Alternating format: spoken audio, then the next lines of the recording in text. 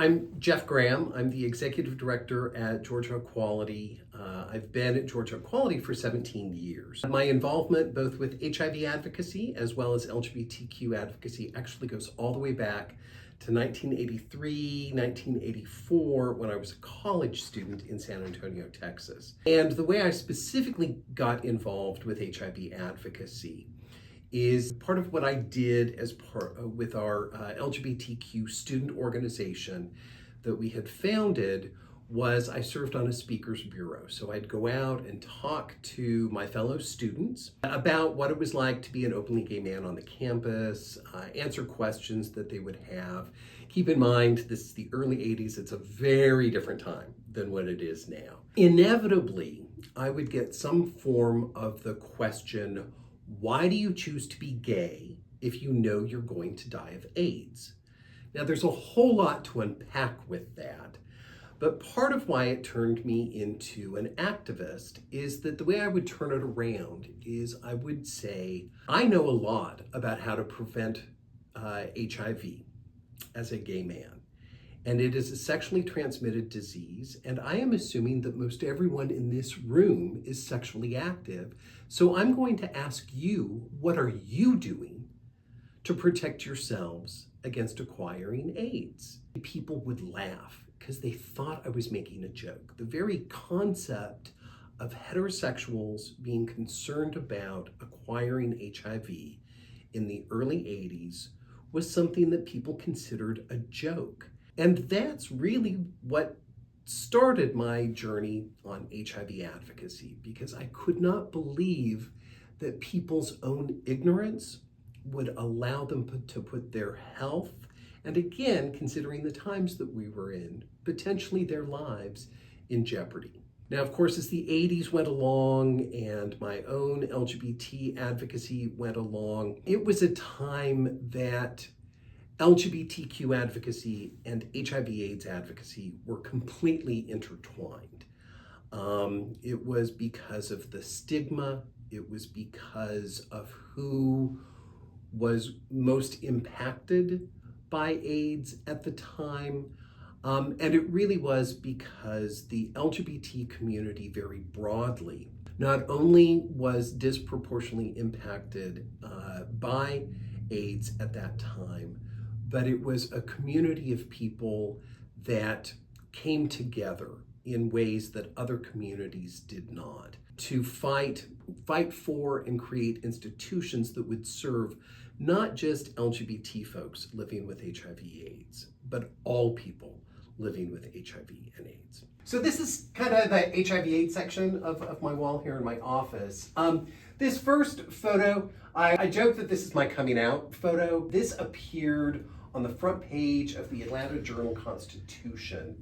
It was an ACT UP demonstration, the opening day at the state capitol back in 1990, where we had over 300 folks from around the country that came to protest Georgia's sodomy law. It really shows the intersection, especially back in the 80s and 90s, between LGBTQ advocacy and HIV/AIDS advocacy. We focused on the sodomy law here in Georgia because there had been a national Supreme Court case, Bowers versus Hardwick, that said the Supreme Court ruled against gay and lesbian and bisexual folks, saying that our very sexuality posed a threat and that law enforcement could police the activities that were taking place in our bedrooms. So the opening day of the legislative session, we had hoped to overturn the sodomy law in Georgia, and so we took a brass bed to the steps of the state capitol, and then later that day,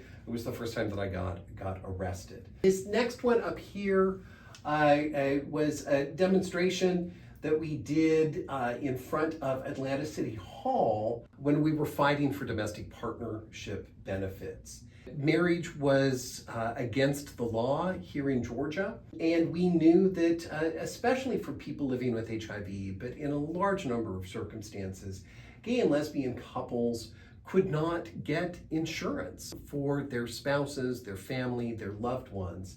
And so we had a big fight, years-long campaign against the administration and Atlanta City Council to try to create a domestic partnership benefit program within the city of Atlanta. And this last one here, people with AIDS do it everywhere. It's really the active slogan at the time, which was turning your anger into action. And I think that that's a message that really resonates today because there's a lot to be angry about, especially for trans folks with a government that is being so hostile. And I think it's hopefully an important lesson that people can learn from today of taking that anger that is so justified, but instead of holding it down, it's channeling it into action to fight back against those forces. So that's just a little bit of the things that are on my wall. This is an award that AIDS Atlanta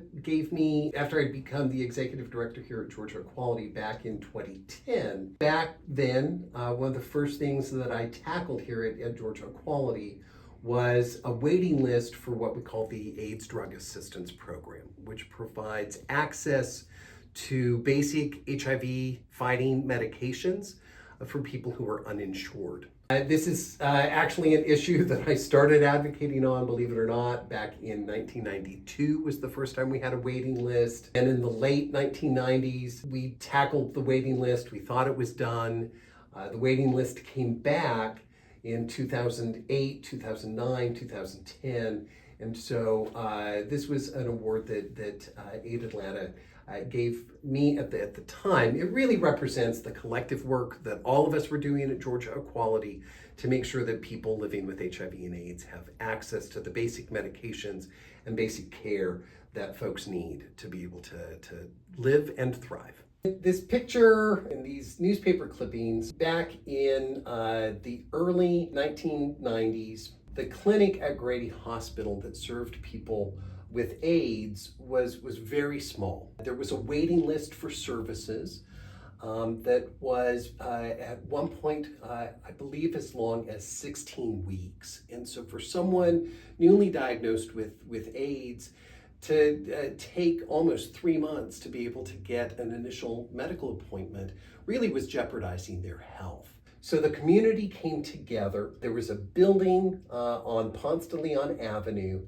but unfortunately, the boards of commissioners for Fulton County and DeKalb County did not want to make the investment to purchase this building. So ACT UP led a community effort of really taking over this building. Myself and another person broke in early in the morning, dropped this banner down that said "No more red tape," and then hundreds of people made a tent city in the lawn.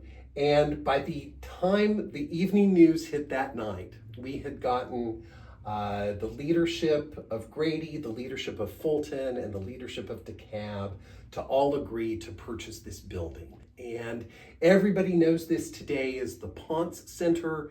They just celebrated their 30th anniversary. I am so proud, it's one of the things I'm most proud of as an activist, of being a part of the campaign, of the dozens of people that worked both inside Grady, inside government, as well as out on the streets, working together with this goal of making sure that this building was purchased and that it had the funding and resources and support to become the world-class clinic that saves so many lives today. Before I was at Georgia Equality, I ran an organization called AIDS Survival Project, and we originally launched this campaign around voter education called Remember Them With Your Vote. The point back then, frankly, drew upon the fact that so many people that we loved had passed away and died of AIDS, and they just could not vote in the elections. And so it really was encouraging folks to remember to vote in every election, if not for yourself, then for someone who's no longer there. It's a campaign that we've occasionally brought back in my time here at Georgia Equality, because voting is, of course, one of the major issues that we work on all of the time. Today, Remember Them With Your Vote has a very different meaning. It's remembering the folks who are living with HIV that need to elect folks at all levels of government that will continue to make sure that the funding, the policies that people need to live well and thrive with HIV, that we need to make sure that we can bring infections down and actually end the HIV epidemic, that's the folks that we need to remember with our vote at election time this year and always. From the beginning, it's actually an art exhibit that I worked on with several other folks back in 2002 to make sure that the stories of African American leaders who were so active in the 80s in those fights against AIDS, that their stories and their contributions were not forgotten. Georgia Equality now is the caretaker of this exhibit. In the past, we've toured this exhibit around the state of Georgia. It's not just about the history, which of course is important, but it's also hopefully to give people inspiration to continue the legacy of resistance, of creative advocacy that these African American leaders showed in some of the toughest times to do this work, to continue that advocacy into 2025 and years beyond, to make sure that there's leadership from the Black community when it comes to fighting HIV and AIDS, and especially some of the policy work that needs to be done to end the AIDS crisis as we know it. I would describe the current state of HIV awareness, treatment, and prevention as a work in progress. It is undeniable that we have come a long way from where we were 40-some years ago when I started this journey. 40-some years ago, I literally had friends that would die every few weeks. And thank goodness we are no longer in that situation. But unfortunately, here in Georgia, and specifically in Metro Atlanta, I just spent several days looking at a lot of data that was being presented on the current state of the epidemic to help make funding decisions around how federal funds will be used in the next year. We learned that, unfortunately, once again, the state of Georgia, and very specifically the Metro Atlanta area, has some of the highest HIV infections and diagnosis rates in the country. And unfortunately, that also means some of the highest in the world. We also know that as a state that has not expanded Medicaid, even though we've got a lot of federal dollars that will pay for medical care related to someone's HIV status, people living with HIV in Georgia, it's very difficult to qualify for Medicaid. HIV itself is not a medical diagnosis that allows someone to get on the Medicaid rolls here in Georgia. And so in that respect, Georgia is lagging well behind the vast majority of the country that has expanded Medicaid and has made sure that people living with HIV and AIDS have access to a whole host of medical services that can help prolong and support and enhance their lives. And then when it comes to prevention, unfortunately, things just really haven't changed in 40 plus years. The age group when most people are diagnosed with HIV are young people under the age of 30. That's the same statistic that there was 40 years ago. So once again, we are failing an entire generation of young people by not giving them the tools and information to take care of themselves when they first become sexually active. It is a sexually transmitted disease.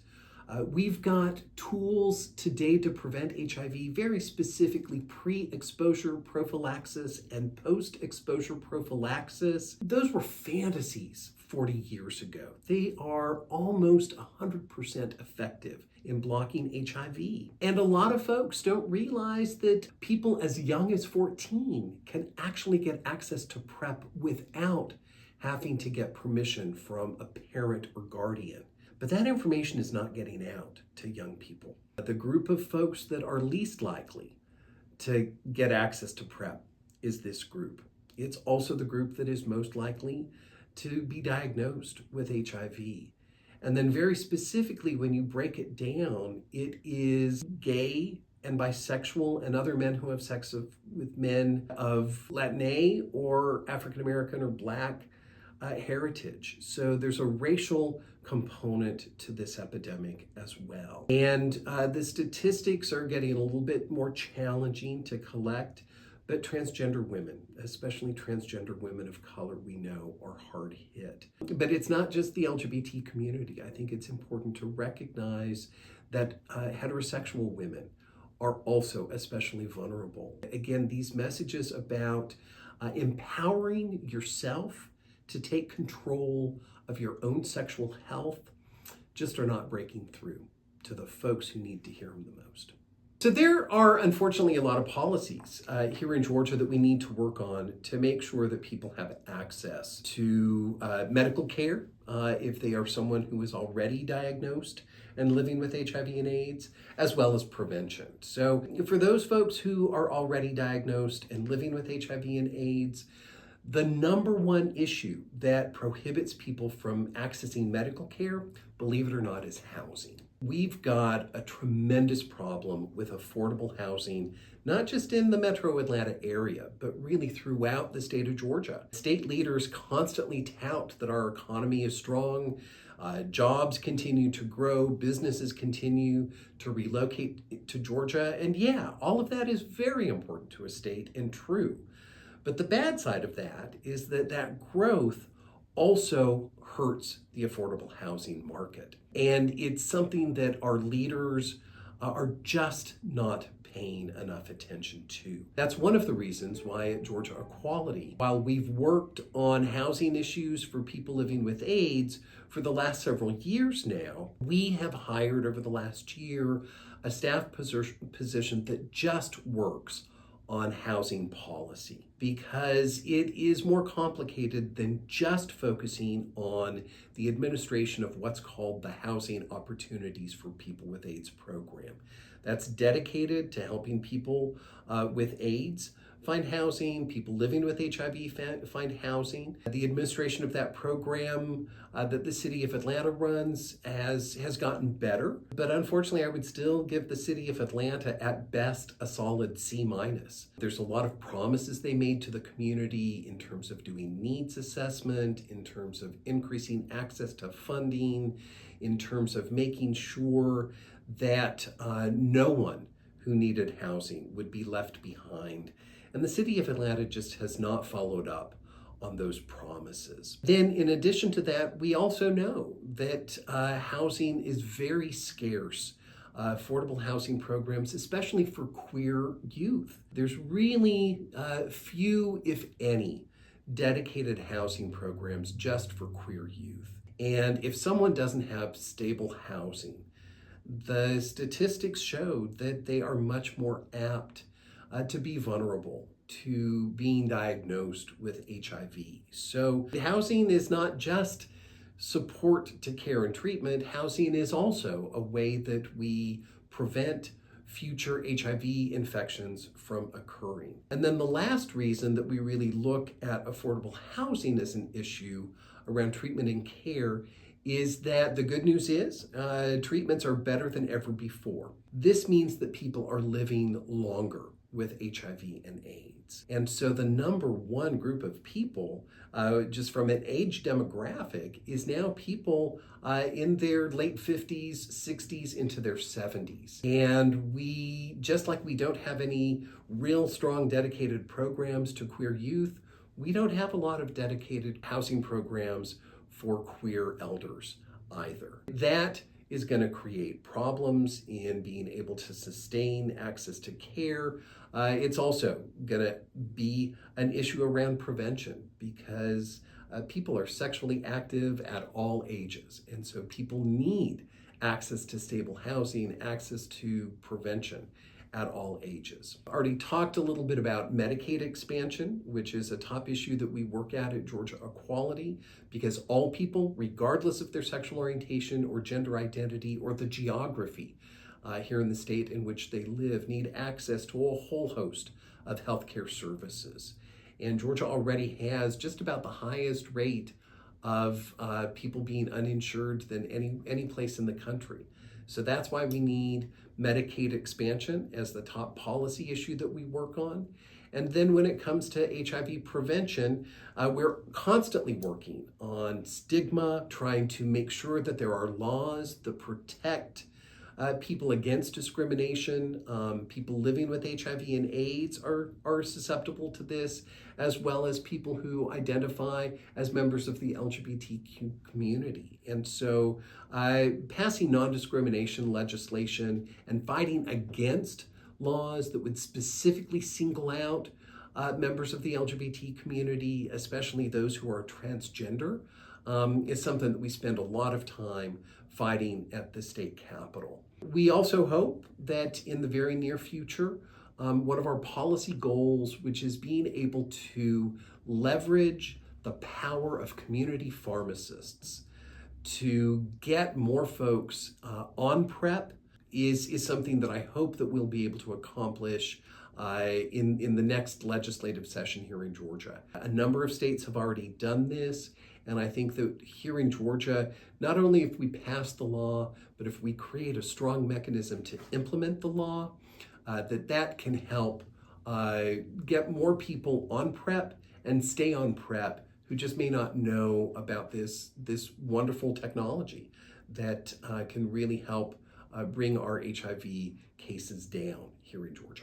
So Georgia Equality, a couple of years ago, our friends over at AIDS Healthcare Foundation invited us to be one of the benefiting organizations at AIDS Walk Atlanta. And this is a great opportunity for us because all of the benefiting organizations do such great, tremendous work. But we are the only organization that really has this focus on changing policy, changing laws on a local level. So the city of Atlanta, the work we do to make the housing opportunities for people with AIDS program better, stronger, more efficient, as well as the work we do on a state level, expanding Medicaid, expanding access to PrEP, fighting against discrimination. These are unique services that Georgia Equality provides not just to the LGBTQ community that has such a strong history of HIV and AIDS, but we do this on behalf of all people living with HIV and AIDS. So this year, it's going to be more important than ever that people come out, show up at the AIDS Walk, the day of the AIDS Walk.